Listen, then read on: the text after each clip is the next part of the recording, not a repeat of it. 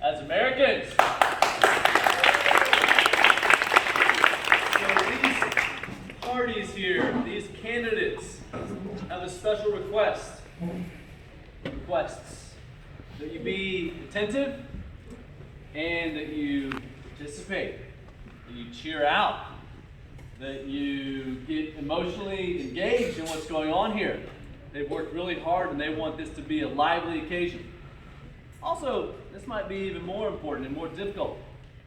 Some of you may think, I really like Wes Burnett, he's a really cool guy, I really look up to him, or I really think so highly of Riley. We don't care! Some of you may think, I love the Communist Party. They've got the answers to everything. Or I just can't wait to get out and vote for Joe Biden. Or some of you might think, we're conservatives. I'm not going to ever vote for anything but conservatives. We don't care!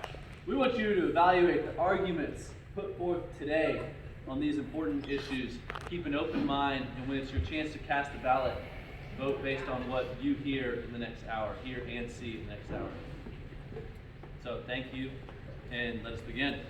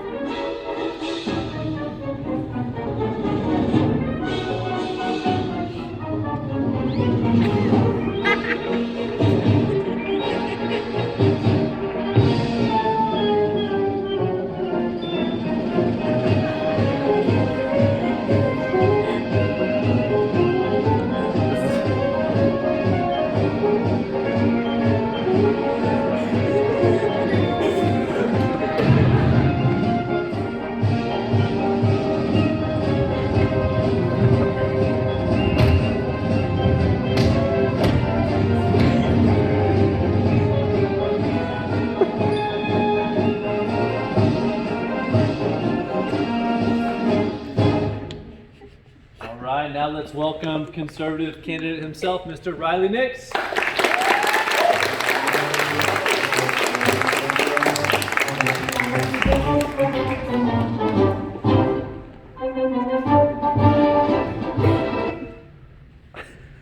America, land of the free, home of the brave. That's how the saying goes, but look around. Are we really free right now? Cowering behind these masks. Forced to stay indoors. Depression and anxiety is rising among our youth at an unprecedented rate. Under my competition, these issues will only be expounded upon. The progressives want nothing more than to extend this quarantine. To them, I have to say, at what point do the ends justify the means? At what point does progress go so far that we're regressing? People are out of job, unable to take care of their families. They're sad and alone. I thought this quarantine was supposed to make lives better, not worse. The communists among us have even worse plans for the United States than the progressives, willing to strip privacy and choice away from the American people. Their dear leader is a fool to think he'll stand idly by as he strips our freedom from us. He wants to reward the slackers and punish the hard workers by bringing all of our wages to the same level. Those who fought for respect or power have fought in vain, and those who desire to stand out will be squashed under the boot of our opposition as he steals our individuality. I'm not letting the progressives off the hook, however. They gain their following through trickery. They hide their own incompetence through a pretty picture of utopia. This is a blatant lie. Their two-faced candidate knows it. He wants to bring us together by forcing us apart. He wants to improve our living situations by destroying our economy. He thinks he could protect us by defunding our police. He thinks that weakness is the key to good foreign policy. He's a walking contradiction. America, surely we need a strong leader. We can't have a leader without foresight, and we can't have a totalitarian. That is where I come in. What I and my running mates offer to the American people is opportunity.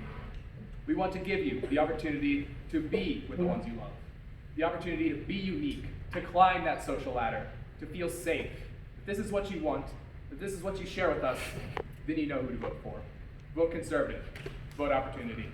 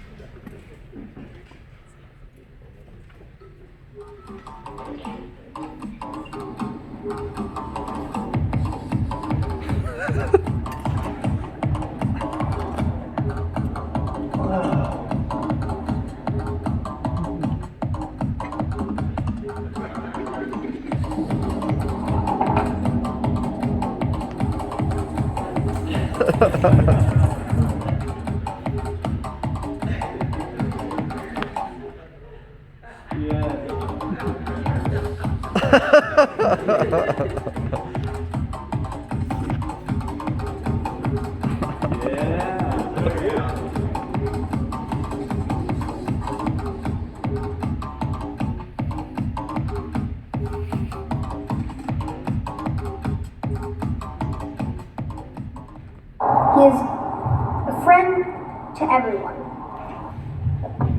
Do you think I would make a good president of the school? Yes. The reason you would be a good president is because you're kind and you would make a great president.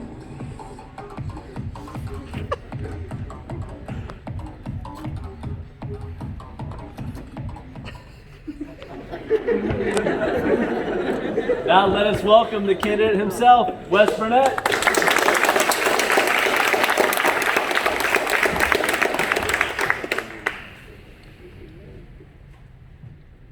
Tyranny, autocracy, despotism, authoritarianism, totalitarianism. These words refer to one of mankind's greatest evils. But sadly, for most of humanity, history has lived under some form of this. Let me be clear, however, that it is not but grave falsehood and brutal indecency to define tyranny as only coming from the state. Rather, tyranny comes from any persons or bodies which wish to take away the rights of others. There have been many fights. We progressives have been making social progress for all these years. And yet, the conservatives say that we are the party of tyranny. We who have overthrown the despotism of monarchs, the autocracy of the slaveholder, and the totalitarianism of the factory owner. They say that we desire to strip you of your inalienable rights. They say this of we who believe in the rights of every individual to be free from all forms of tyranny. And governmental tyranny. What are the tools that the government uses to carry out its tyranny? The police and the military, both extensively used in totalitarian countries to quell the freedoms of their people.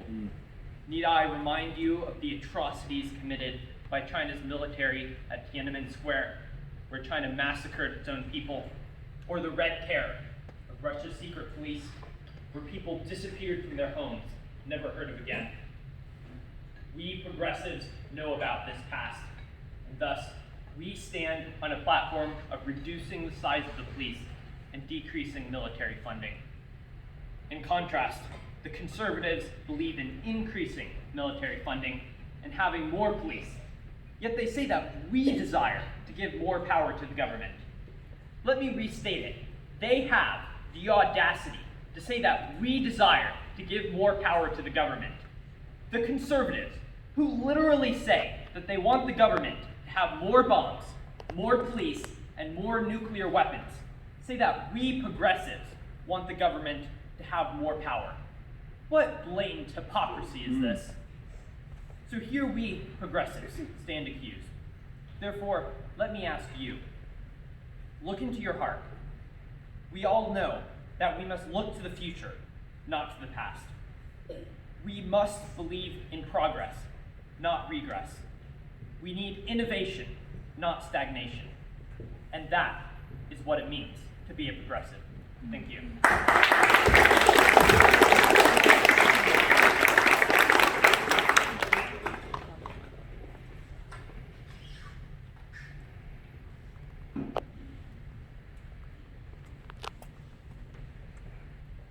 Hello, y'all. My name is Sam Risberg, Communist Party candidate. If it's your first time joining us, I extend you a personal invitation to drag some paintbrushes and paints to paint along with us. Tell you what, Let's start off today by running through all the paints and colors across the screen that you'll need to paint along with. We got community red right here, peace blue, stability white, justice yellow, equality green, safety black. We'll just do a happy little painting today on the old standard 18 by 24. And then we'll just take off and have super time. So today we're going to start off with community red. Just get a little on the brush side here. Go ahead and brush on in the corner here. Community red is one of the most important parts of our painting here. That's my favorite part of the painting process. Just get your paintbrush, dip it in the water down here, throw it around a little, get that paint off. And then, capitalism, just gotta beat the devil out of it. And then, we're gonna add a little piece of blue on it. Just get a good dab of blue in there. And then paint where you already painted. Follow with the right black brush strokes. Peace is one of the most important parts of our society. You know, without peace, we'd all be in chaos. Constant war. So next, we're going to move on to stability one. Just swirl that around a little bit, get a little on that brush. And then just start light strokes on the painting again. Light strokes. Now, we're going to get into the justice yellow. Justice plays an important part in our painting. Unequal justice is bad, but if you have an equal amount of justice to everyone and everywhere in our painting, it creates a beautiful painting. Now, we're going to throw one of our favorite colors in the mix. Actually, this one gets me a little excited. Equality green. So if we just start lathering up our painting with equality green, it just reminds us that our painting should be equal. And now we're going to have the last color to our painting, but certainly not the least, safety black. It's important to have safety in our painting because without safety, our painting would just be a chaotic bunch of mess. Look at that. Our happy little painting is done. And if you have the time, vote me next selection. Go Comrades.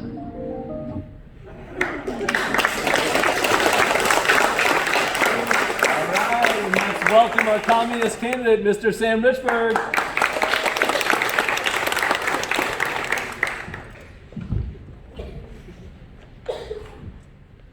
Comrades, friends, fellow brothers and sisters of America, on December 6, 1865, the United States Congress ratified the 13th Amendment. Yet we have remained enslaved to the policies of capitalism. We are enslaved to a system in which goods are distributed unequally, and those who are not the elite CEOs and billionaires must tirelessly work the entirety of their lives only to earn a fraction of what they need to survive. The working class must no longer be ruled by this so-called superior upper class. Due to the policy of capitalism, this country has been divided into those who have money and those who do not. Comrades, we stand for people, not profit. We stand for equality, community, safety, and stability. We believe in economic equality, which can only be achieved through the elimination of the free market and private property. We believe that everyone should have an equal opportunity to succeed, and those who are born into less fortunate castes of society should not be unequal to those who are not. Comrades, we believe wealth should be shared by all people. The richest 59 billionaires of this country own over 50% of this nation's wealth. This is unacceptable. Comrades, our vision, our goal, our objective is to create a society in which everything belongs to everyone. A society in which everyone can succeed. A society in which everyone, including the people and the government, work to the benefit of our great country. A society in which there is community between all people. As Vladimir Lenin said, we want to achieve a new and better order of society. In this new and better order, there must be neither rich nor poor. Comrades, we fight for an America in which all are equal. But while these tyrants and capitalism rule, our goal of equality will never be achieved. Thank you.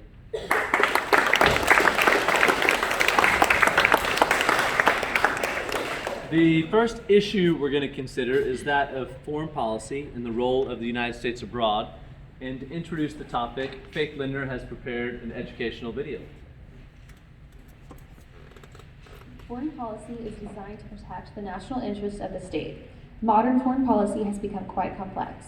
In the past, foreign policy may have concerned itself primarily with policies solely related to national interest, for example, military power or treaties.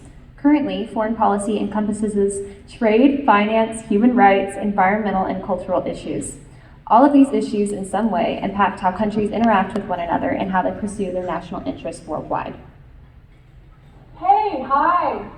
This is my show. Welcome, welcome. I'm the interviewer. Let's talk about foreign policy. Let's get our first guest in here. Hey, man, how do you feel about foreign policy? He's not wearing protective. All right, cool opinion. Let's get the next person in here. Hey, what's up? I'll tell you what's up. Foreign policy. Tell me about it. We need to make strong ties between Russia and China. Communism forever. Get rid of social class. All right, cool opinion. Next person, come on down. We need to strengthen the military. No more this kumbaya crap. We need to get these ISIS guys out of here. Second Amendment, baby. Okay. Let's take a commercial break. All right, now we're going to hear from our Communist Party spokesperson, Livy Johns.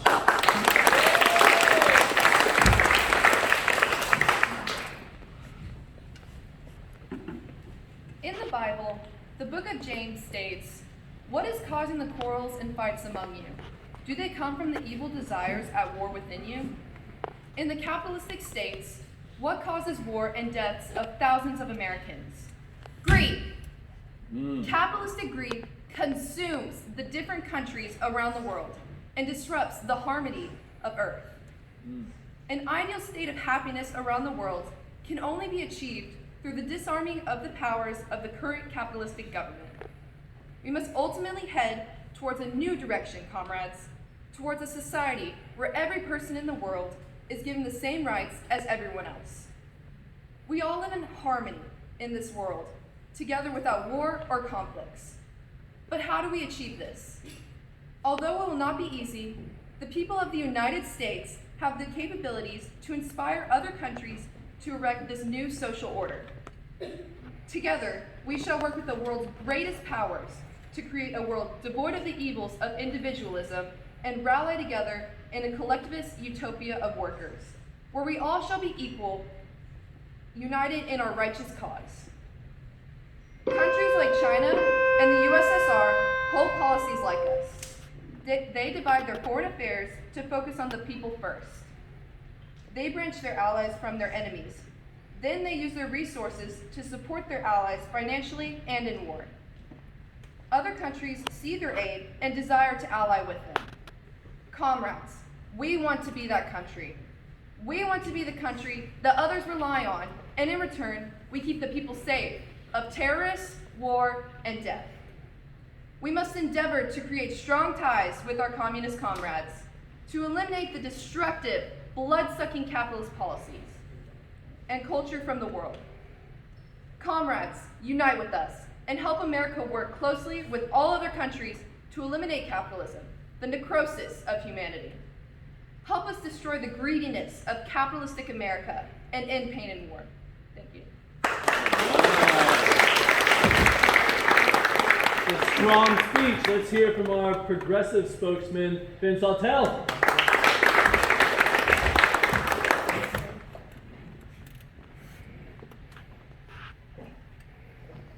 We, the progressives, seek a world where the United States acts to uplift and reinforce all people's desire for dignity, prosperity, and self-determination.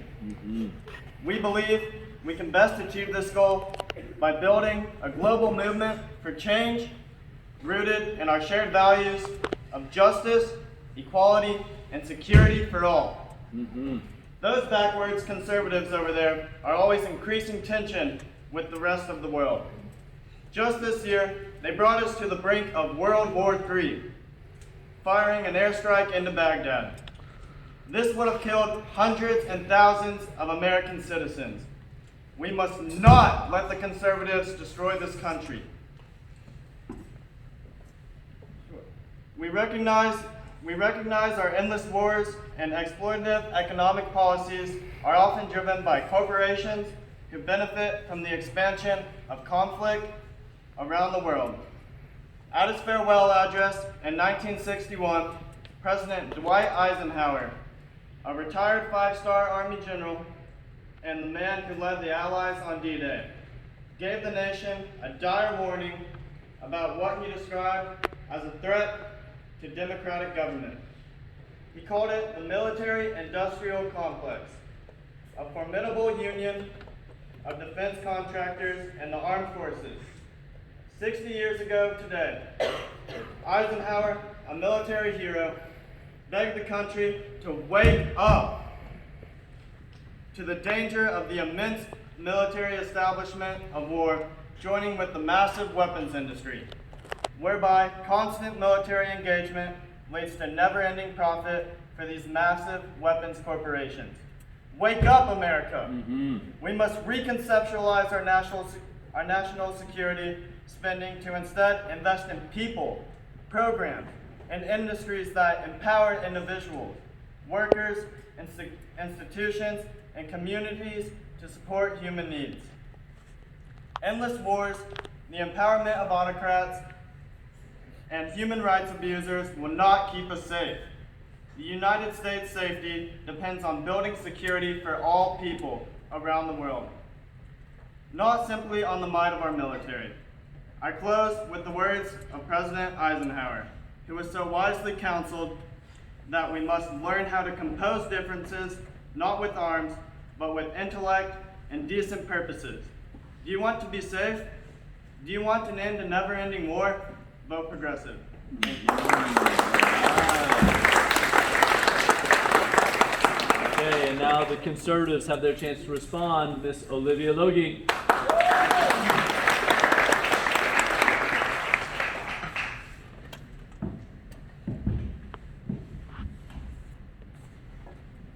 As conservatives, we believe that having good diplomacy with a strong military is the best way to deal with all things foreign. We emphasize a strong military that serves as a deterrent and a solution for specific foreign threats, as opposed to just peacekeeping. As John F. Kennedy famously declared, we dare not tempt them with weakness, for when our arms are sufficient beyond doubt, we can be certain beyond doubt that they will never be employed. Although good diplomacy and peace that the progressive and communist parties offer sound great, which I will admit they do sound great, they lack one flaw: humans. Humans make mistakes. Humans are greedy. And if we were to hold to these peacekeeping ideas of the other parties, all holding hands and singing Kumbaya, we will not be prepared for the day. And there will be a day when peace fails and all goes to war. This is why we need to maintain a strong military. Take the example of ISIS. Terrorist threats are real and constant in our world. They hide behind their bombs and kill innocent people without any concern for diplomacy or conscience. This is why we need a strong military presence ingrained in our foreign policy. We need leadership that will not fail to scare tactics. On September 11th, 2001, we were unprepared for it, and thousands of people died. We cannot allow that to happen again. We must be proactive towards terrorist threats like these and not reactive. With this information in mind, think about what you want for your country. Do you want a government who does not have the ability to take action when good diplomacy fails? Or do you want a government that, when good diplomacy fails, they have the ability to protect this country, provided by the strength of the military? Vote opportunity, vote conservative. Thank you.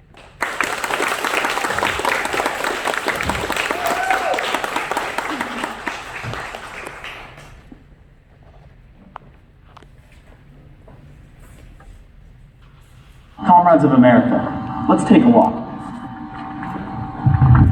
Hi comrades, today we're going to talk about the state of America as it is under capitalism. Now let me show you.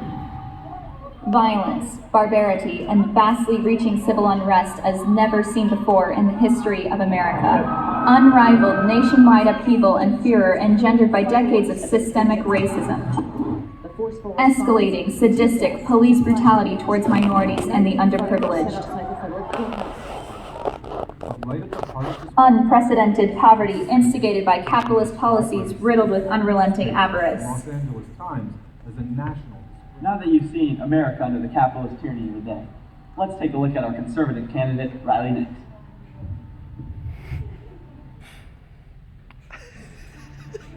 Are you begging for money? You don't need help. The upper class is the only one that needs money. As you can see, our conservative candidate, Riley Nix, only cares about the upper class of America. But now, let's take a look at our progressive candidate, Wes Burnett, who has a history of violence in America. Hold there.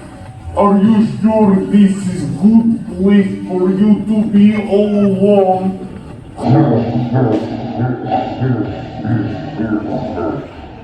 As you can see, the Communist Party is the only party for you. Now, people of America, what are the core beliefs of communism? Stability, community, equality, no communism!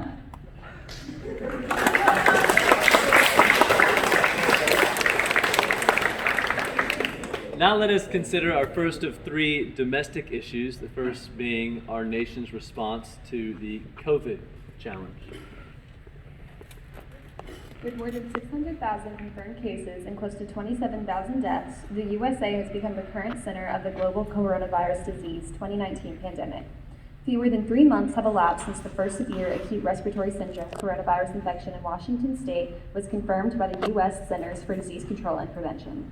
Initially appearing slow-moving and constrained in contrast to the scale of outbreaks in China and Italy, COVID-19 has given way to a nationwide public health catastrophe. For the first time in U.S. history, a disaster declaration has been put in place for all 50 states and most U.S. territories, and 95% of Americans are at least temporarily under some form of stay-at-home order. The increasing gravity of the situation in the USA has drawn public health and infectious disease experts, policymakers, and partisans across state and federal government into a fitful clash for control and direction of the COVID-19 response. Putting the USA at odds with the international community and global pandemic strategy efforts, President Trump announced his intention to withdraw funding from WHO. Caught amid the chaos are the American people grappling with the fear of a deadly and poorly understood virus. Conflicting messaging around their protection and safety, fear of financial fallout, absence of cohesive national strategy, and volatile, incompetent leadership. Hi, and welcome to my show. This is my show. Hi. Let's talk about COVID-19. Crazy stuff, right? Come on down, you. What's your opinion on COVID-19, Toby? You cannot make me wear a mask. This whole thing is fake. It's a government conspiracy. Why won't you wear a mask? How dare you? Can I speak to the manager? Where is your manager? All right, cool. Can we get someone to escort this lady off the premises? Don't touch me. Okay, Jimmy, let's go. All right, come on down. You sit in my chair. COVID-19, crazy stuff, all right? Wearing a mask should be a law, dude. People are dying. Absolutely. Protect your loved ones and just be considerate human beings. Thank you. Wear your mask. Social distancing. We're gonna say that.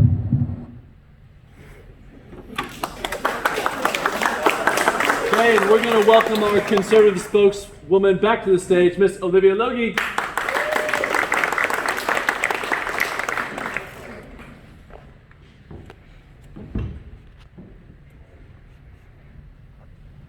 It has been 8 months. 8 months of being quarantined. 8 months of having to wear a mask everywhere. 8 months of being separated from friends and family. It has been 8 months too long. Since March of 2020, over 23 million jobs in the US alone were lost because of the coronavirus. Millions of families struggled to make money. Small businesses suffered majorly due to the pandemic, and many have not been able to reopen. We haven't faced a labor crisis this bad since the Great Depression. which was a century ago. What is the point of wearing masks when people are still catching and recovering from the virus?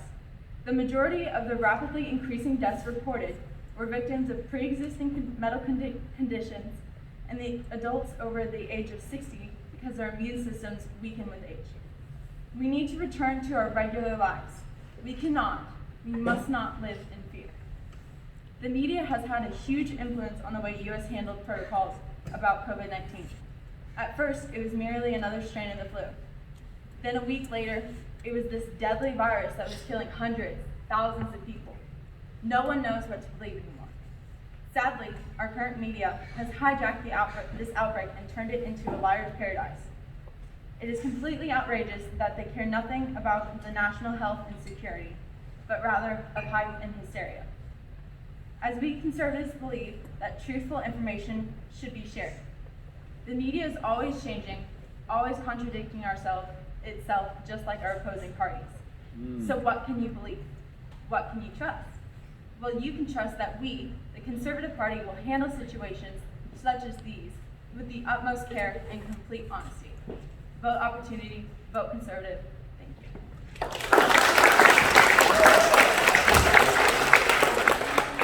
Thank you, Olivia. Let's hear from our communist spokeswoman, Miss Katie Chastain.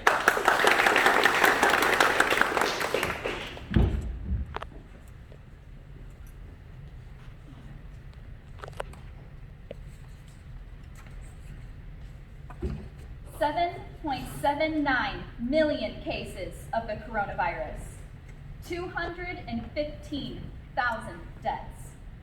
These sickening numbers are the inexcusable tragedies suffered by the United States alone. Ask yourselves, how is it that our country struggled more with this coronavirus than virtually any other country in the world? 7.79 million cases in America, compared with only 85,000 in China. 215,000 deaths in America, compared with only 4,000 in China. China, with its far greater population, and despite the fact that the virus originated there, has managed brilliantly to curb the amount of cases, keeping the daily average in the double digits, with numbers sometimes as low as 2 or 3 reported cases a day. The die-hard capitalist conservatives in the office right now are knowingly and callously sacrificing their own citizens' lives for the economy with their social Darwinist policies. Money over priceless human lives. Perhaps the progressives have the right intentions. However, the road to hell is paved with good intentions.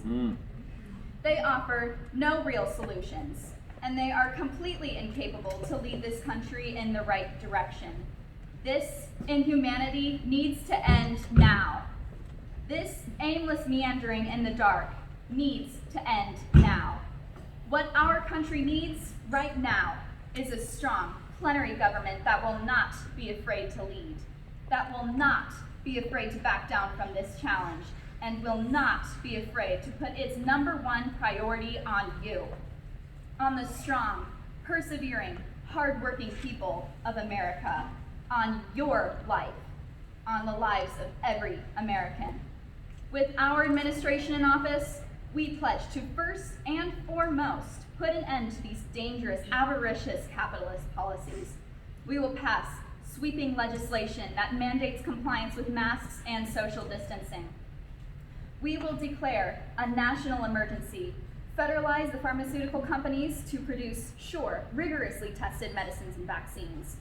We will require unity and collaboration between all the states under the federal government. We will not ignore science.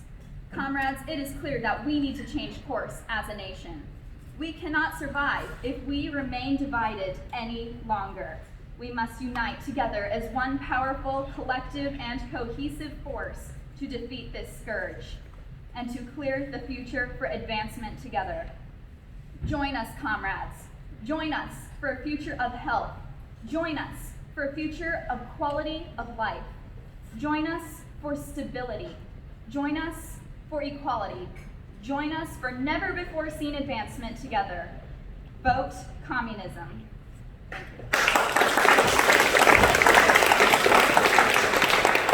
Thank you. Now let's hear from our progressive spokesman, Mr. Finn Sawtell.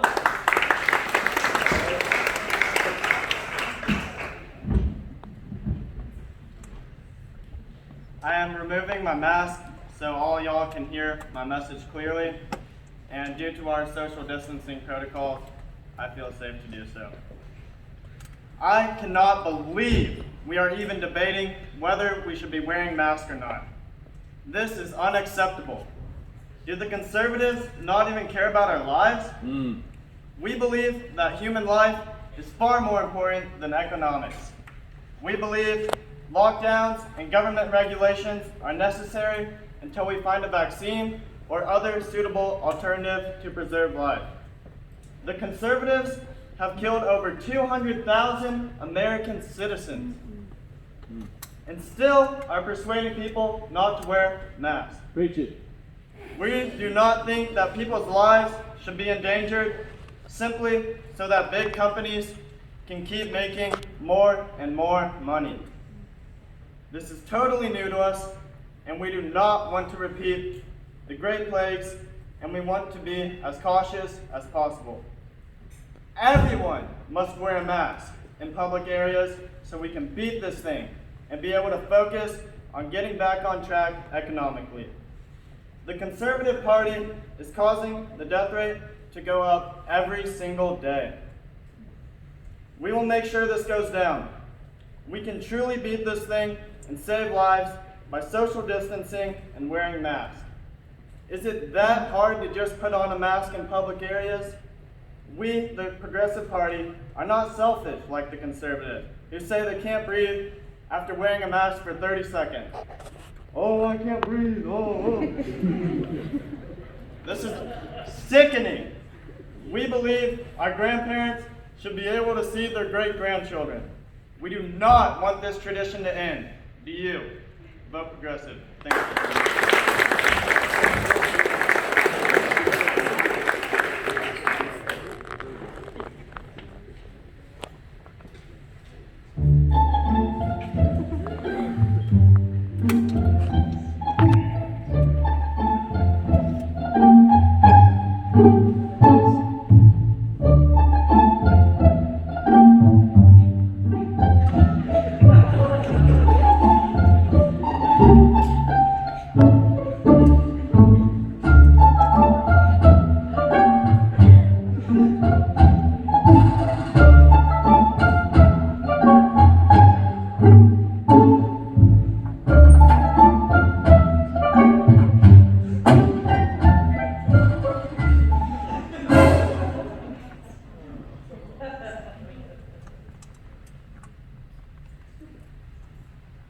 Okay, welcome everyone to the meeting of the Conservatives. We have a few things on the board today.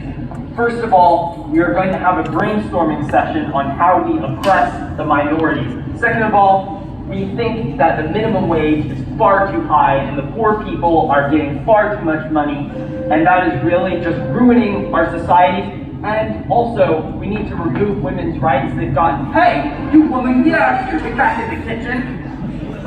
Anyways, as I was saying, we need to remove women's rights.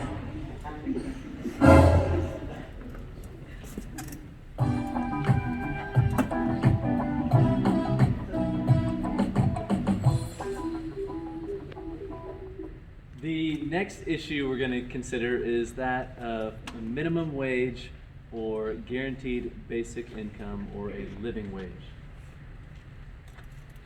The minimum wage is the lowest legal wage companies can pay workers. The U.S. current national minimum wage is $7.25 per hour. Many states and cities have their own minimum wage.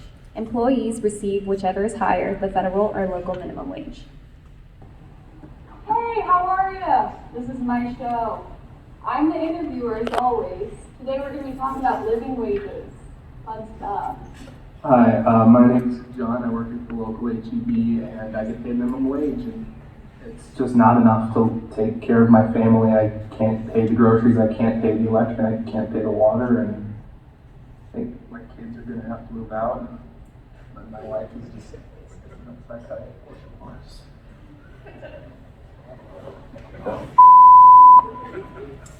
All right, buddy, walk it off. Walk it off. All right, come on down. You're nice and catty. All right, cool opinion. New person. So, ever heard of living wages? My name is Jennifer, and I love minimum wage. I am able to pay for everything that I need. And sure, sometimes it's tough, but I get what I need, and it's sufficient. Huh. Cool. Pretty cool opinions today, right, guys? All right, that's it. That's the show. Okay. Let us welcome our communist spokeswoman to the stage, Miss Katie Chastain.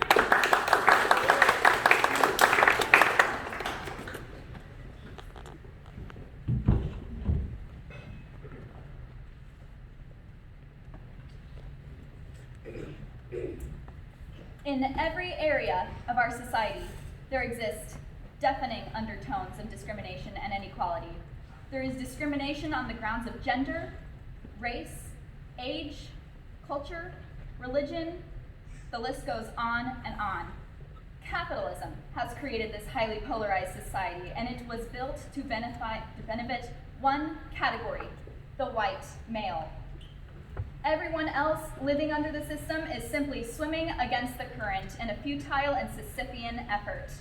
Under the capitalist system, the minimum wage has remained virtually stagnant. When you consider rates of inflation, the already wildly insufficient wage is diminishing rapidly in buying power. A staggering almost 40% of all Americans are relying on these minuscule wages and are barely staying afloat. These are people who have families. These are people who have children they need to provide for. America boasts equality for all. It boasts that it can offer a platform for equal opportunity for all. It boasts that anyone can climb the social ladder. But that is a blatant lie. There is a system, and that system is rigged against anyone who doesn't match its intrinsic standard. This is not the land of equal opportunity, but it could be. With our administration in office, comrades, we will give you true and equal opportunity. We will institute policies rectifying this rigged system. We will instate a new, guaranteed, and sustainable living wage for all Americans. The government will federalize all private industry, ensuring equal distribution of goods and equal treatment of all. We will instate universal health care from cradle to grave, ensuring everyone's right to health and quality of life. People's health should not come at the cost of everything. Our administration will see to it that families who have a child diagnosed with cancer won't lose everything. With universal health care, the populations will become healthier and healthier. Diseases will stay checked, and pandemics will be easier to control, allowing our nation to better avoid situations like the one we are seeing today in the future. With these objectives instituted by our administration, poverty, inequality, and discrimination will disappear. Crime will plummet. People will become healthier, happier. Quality of life will skyrocket. Rates of depression, suicide, and drug use will plunge. People will reap all the benefits of true equality rather than the disguised enslavement to the biased, tyrannical capitalist system. Together, comrades, we can institute these changes. Vote for stability, vote for equality, vote for real quality of life. Vote communism.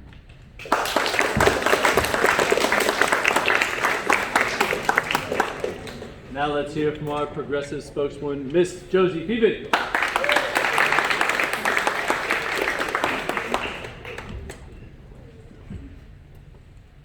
Here in the Progressive Party, our first priority is caring for the American people. Some people say that a $7.25 minimum wage is fine because people that earn it are mostly young high schoolers or college students responsible to no one, and that it isn't essential for them to make a lot of money. This is simply false. In reality, the average age of someone making minimum wage is 35 years old. 35 years old. This is uncalled for. Many at this age are trying to raise young children and support their needs. But with modern prices and housing costs, many people cannot stay afloat on this little bit of money, and thus they are never able to get ahead in life. They are too busy fighting to get their bare essentials. Inequality prevents many people from the ability to achieve success and innovate. We are in a crisis of debt because of this. There's no reason why immensely rich business owners should make billions by the exploitation of their workers. Today, the average CEO makes 300 times the median of the salary of their employee. And that group over there, the conservatives, they believe that this inequality should be continued. And that it's essential to the modern way of life for workers to slave away, all while having the fruits of their labor stolen from them. This is profoundly immoral and unjust. In order to fix this problem, we propose that the minimum wage be raised to $15 an hour in order that workers earn back a higher percentage of the profit they produce. As the great Franklin D. Roosevelt once said, the best customer of American industry is the well-paid worker. This just makes sense because it is basic economics. Create more cash flow among the consumers, and the result will lead to better business and a better economy. We in the Progressive Party believe that this is the way forward. Believe that this is the way forward to a better society. Thank you. Okay, conservatives, you have some explaining to do. Let's welcome the conservative spokesman, Josh Herman.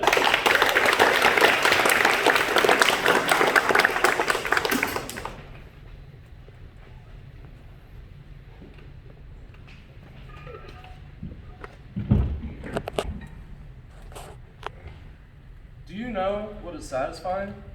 The feeling of reward after receiving that paycheck you earned after 2 weeks of hard labor. Earning money gives a sense of encouragement, responsibility, and dignity that government handouts can never replace. By increasing the amount of stimulus checks or welfare distributed among the unemployed, we are only rewarding them for their laziness and lack of determination to get a job and earn their income. This is a system the Conservative Party is fed up with and will make steps to change. To my communist comrades, I say that if you specialize in a particular field, you trained and studied and practiced to become a professional or doctor, then you deserve an income that is worthy of your work. You deserve to get what you work for. With the exception of military, we must limit access to food stamps, disability checks, or unemployment compensation. If we don't, people will begin to take advantage of these things and become complacent with living off the government instead of their own labor. The progressives, who I may point out can't even keep their mask on now, are pushing for a minimum wage of $15. This is more than double the current amount. This is unacceptable. First of all, by increasing minimum wage, they will be forcing a massive amount of job losses. So instead of bringing people out of poverty, they will actually be putting more people into poverty. Raising minimum wages also means raising taxes. What is the point of paying people more money when they're just going to be taxed higher? Under the dear leader, life will be all too different. No one lives in poverty. However, no one lives in wealth. Individual initiative will be destroyed. Innovation will evaporate. America will stagnate. By voting conservatives, my colleagues and I assure you that we will maintain the current minimum wage, reduce unemployment compensation and stimulus checks, and get this nation's economy running more fluid than ever, while creating as many job opportunities for its citizens as possible. Vote opportunity, vote conservative. Thank you.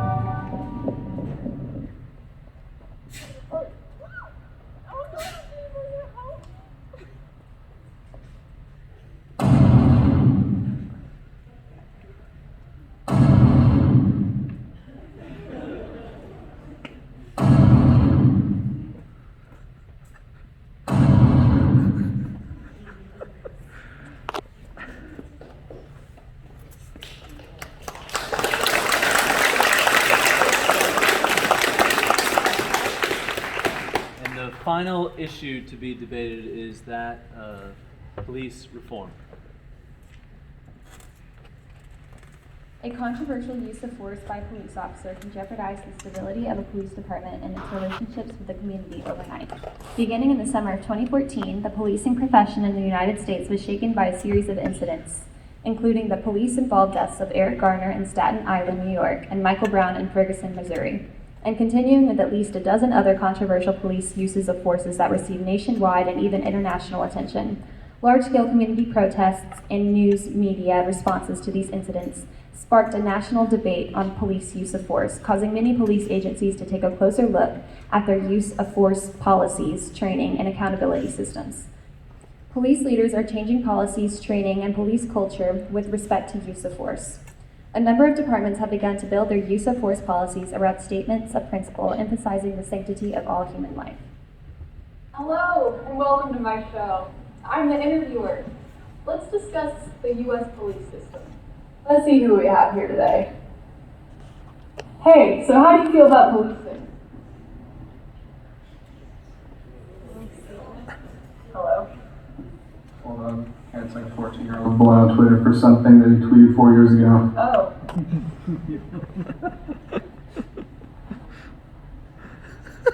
Okay, what's up? Oh, how do you feel about policing? Oh yeah, the police are totally canceled. All right, thanks for coming to the show. Let's get another person in here. Hey, so what's your opinion on the police system? Tell me. Oh. These riots are so dumb. The problem is the riots, not the police. Blue lives matter, folks. Good for you. Bye now. Come on down. I'm gonna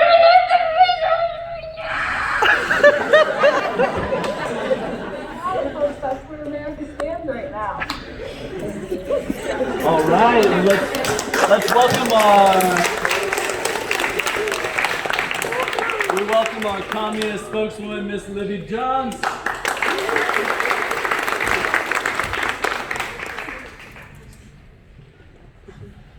The capitalistic regime has brainwashed us to believe we are safe in the hands of the police force. But why should we trust their protection when people are still being murdered, still being robbed, and sexually assaulted every day? Why should we fund a service that gives power to these corrupted monsters who exploit our trust and take advantage of people constantly? Why does the capitalist refuse to eliminate the force when innocent victims are being slaughtered by their protectors daily? Crime originates from the poor socioeconomic conditions that capitalism creates. We must become a society derived around the people where everyone is equal. Equality will cause crime to plummet. We believe freedom is being able to let kids play outside without the risk of predators around them. Freedom is a woman being able to enjoy a night out without the possibility of being sexually assaulted and never receiving justice for it.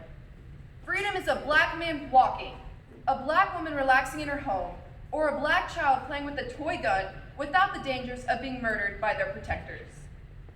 Through modern technology, we have the capabilities to replace the police force. Through the use of security cameras and face recognition software, we can easily monitor public and private areas, as well as identify perpetrators and bring the people to justice, leading in a foolproof protection without diminishing the power to the people. While the progressives and the conservatives will attack us saying this is an invasion of privacy, the use of surveillance in place of the police won't affect our daily lives. They fail to consider how closely we all live in contact with technology and surveillance already in this day and age. Everyone has already welcomed countless means of surveillance in their homes. Everything you do, everything you see, is already closely documented and stored in data warehouses. And does it affect you? No. But just imagine if we could use this data and information to save lives, protect the helpless, stop heists, and prevent mass killings and terrorist attacks. While the conservatives and progressives quarrel about how to deal with the police problem, we will simply eliminate the issue altogether in favor of an efficient and cost-effective solution. This has been a tried and proved success in other parts of the developed world. Comrades, in the name of advancement and security, it is our conviction that America needs to follow in the footsteps of developed nations that have successfully instated this tried and proven means of security. Vote for safety, vote for communism.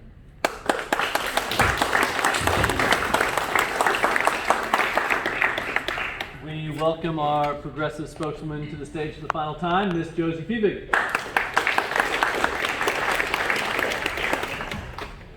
Policing. It is a troubling topic right now, but one that needs to be addressed immediately. We as America have been neglecting it for far too long. That change must happen now. How many officers do you think say that it is not unusual for law enforcement officials to turn a blind eye to improper conduct of other officers? 10, 20, 40%? No, 52%. That is over half of police officers.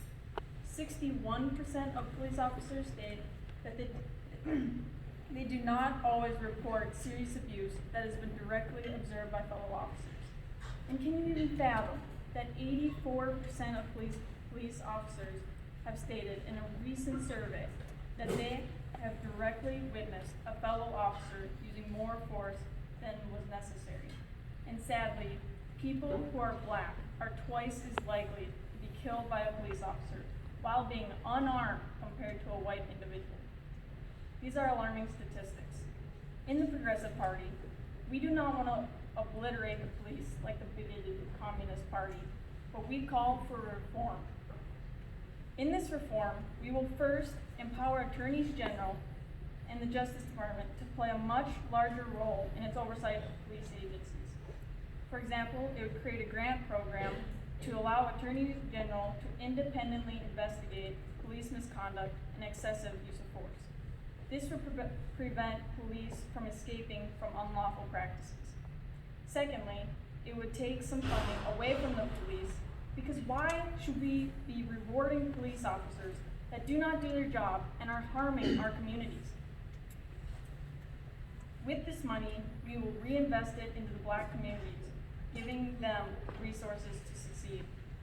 And thirdly, limit the transfer of military-grade weapons to state and local law enforcement agencies and require the use of body cameras. This will keep the officers accountable at all times and improve the ability to investigate when necessary. As you can see, police reform is no small undertaking, and it will not just magically resolve itself, as some parties like the conservatives may think. Ignorance is not bliss, when ignorance is harming thousands of Americans. Policing needs change. It needs progress. Thank you. Now we welcome our conservative spokesman to the stage, Mr. Josh Herman.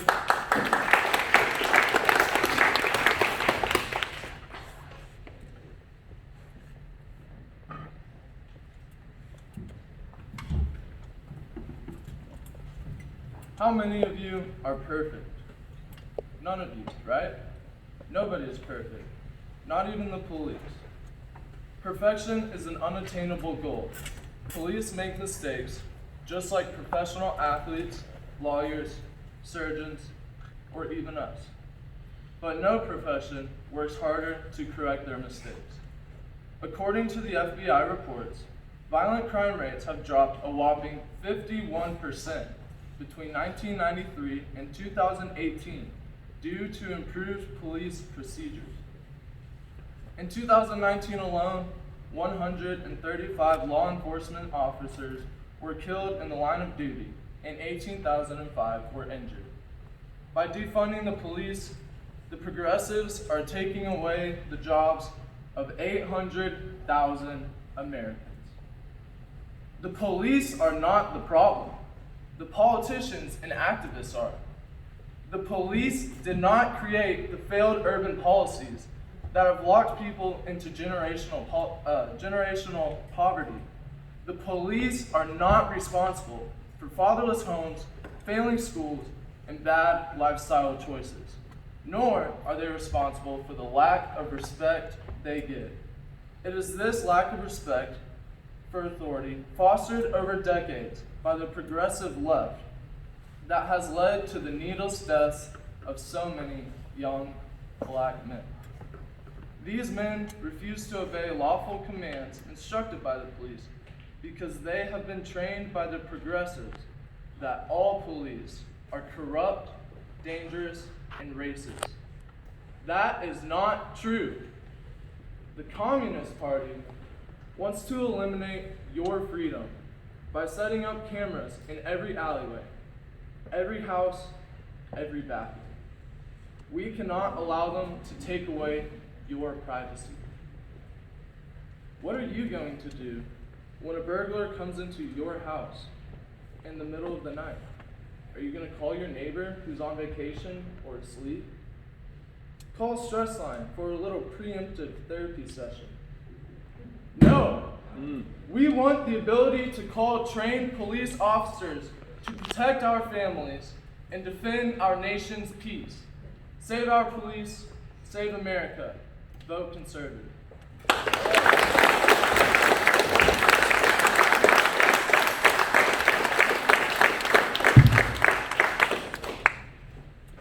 We've heard many powerful arguments.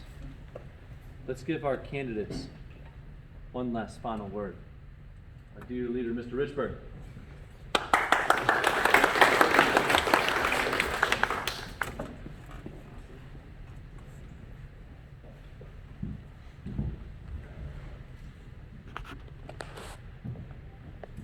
My opposing parties continue to bicker amongst themselves, while we, comrades, yes, us, the working class, continue to suffer under the capitalist country that they have built. A country in which there is no economic equality, no fair justice system. A country with a foreign policy that puts the lives of its people in danger. A country in which the leaders cannot protect 200,000 fellow citizens from dying from a disease. Comrades, this is disgraceful at the least. Our party stands for justice, equality, safety, but most importantly, our party stands for you. Yes, you, Quattro. Yes, you, Joshua Tabor. And all the way in the back, yes, you, Rory Shelton. We will set our eyes upon equality, and we will reach our goal. We will fight for equality in which all comrades will be treated with honor, no matter their race, economic, or social standing. We will bring safety to the country, safety from disease, safety from foreign invasion, and most importantly, safety from corrupt political leaders. Comrades, these opposing parties that stand before you simply cannot provide the safety we seek as a country amidst their ongoing controversy. Well spoken by Abraham Lincoln, a house divided against himself cannot stand, and neither can this country. Our country as it stands today is on the brink of division. We stand for unity and equality among us economically, unity among black and white. We are the only party that will be able to follow through on promises made. We are the only capable party that stands before you today. Comrades, we are the only party for you. Vote safety, vote community, vote stability, vote communism. Thank you.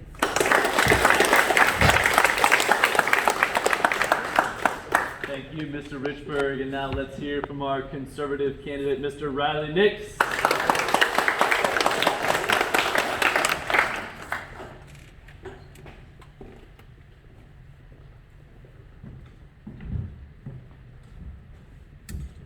My fellow Americans, you've heard what each party has to say and what each one stands for and how we plan to get there. That is why I wanted to ask you a question. What would a future under the Communist Party look like? Living under constant surveillance, without a structured police force, with an inability to improve your living situations? Living with a secretive government who may not be afraid to censor those who oppose it. This is a system I would hate to live in, sacrificing my freedom for a cheap imitation of security. What about a future under the Progressive Party? What does that look like? Lower class jobs getting double their pay, won't lead to financial stability like the progressives claim. It will only lead to rapid inflation and layoffs. And a lack of police force, relying merely on the goodwill of the people, will only lead to anarchy. Is this the future you want? If it is, by all means, cast the progressives your vote. At what point, though, does progress go so far that once you scale the mountain of progress, you start trekking right back down to the bottom? What does the future under us look like? As the candidate of the Conservative Party, I can promise you a future where you aren't imprisoned by this virus anymore. A future where you can work up this social ladder. A future without fear of apocalyptic economic ruin. A future with a government that you can trust, with sound foreign policy affairs. A future where you can be the best you possible. If I win this election, I promise to pull this country out of the dark pit that it is trapped in, to bring it back to normality, and to make it better than it was before this virus came along. I promise, most of all, opportunity. In these trying times, we need opportunity. Opportunity to improve our living situations. Opportunity to improve where we are in the social ladder. Whether it's through a government you can rely on, or a police force that will protect you, opportunity can bring you an excitement that is unattainable anywhere else. I promise you all of this and more, and all I ask in return is your vote. Vote conservative, vote opportunity. Thank you.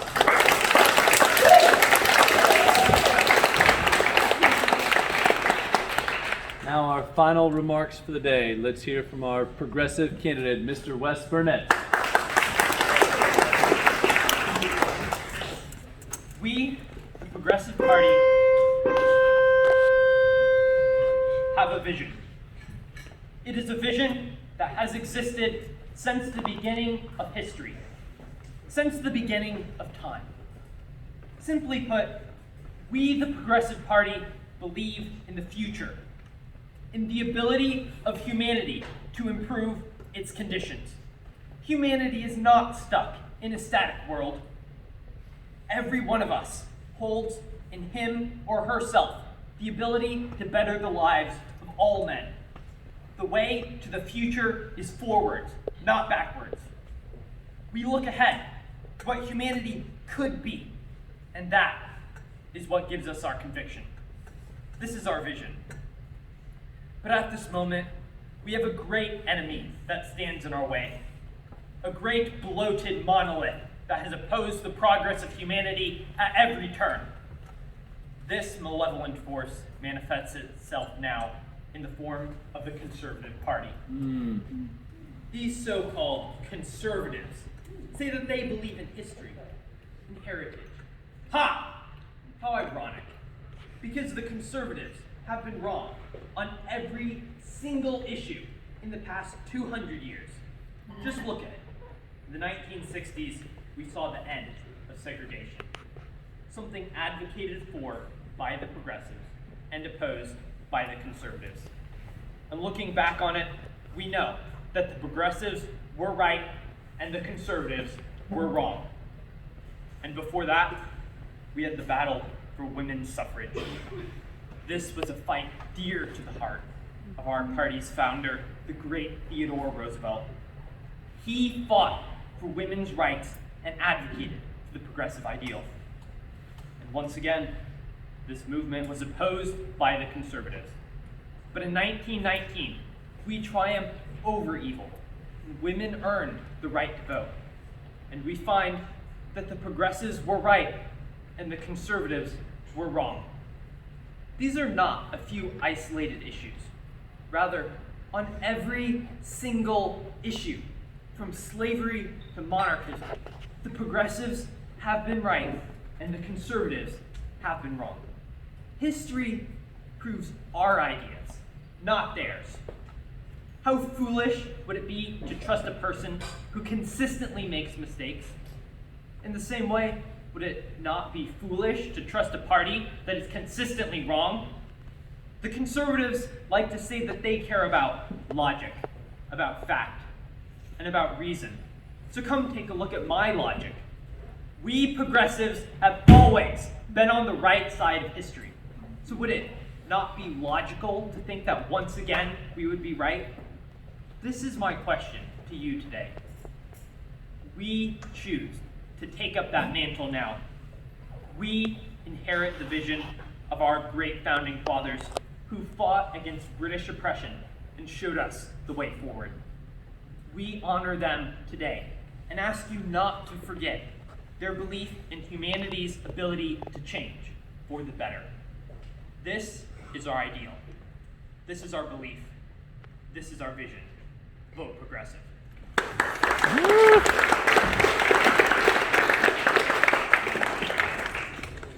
Excellent job. I want to give a special thank you to our security detail, keeping us safe. I'd